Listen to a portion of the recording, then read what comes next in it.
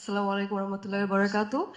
আমরা দেখতে পাই যে যে সকল দেশের রাজনীতিতে ধর্মতান্ত্রিক বিষয়টি রয়েছে, সে সকল দেশে মেজরিটি ধর্মের বাদে যারা থাকে তারা খুবই অপ্রেসড হয়, অর্থাৎ নিপীড়িত হয়ে থাকে।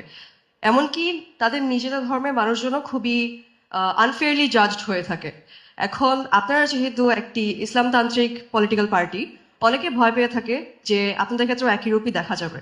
তো আমার প্রশ্নটি হচ্ছে, আপনি কি মোরাল পুলিশিংকে সাপোর্ট করবেন নাকি এর বিরোধিতা করবেন, এবং যারা মোরাল পুলিশিং করে তাদের প্রতি কি যথাযথ অ্যাকশন নেওয়া হবে? Thank you.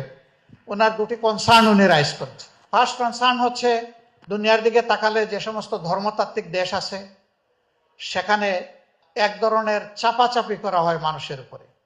মানুষ যা চায় তাও মানুষকে ডেলিভারি দেওয়া হয়, মানুষ যা চায় না ওইটাও মানুষকে বাধ্য করা হয়।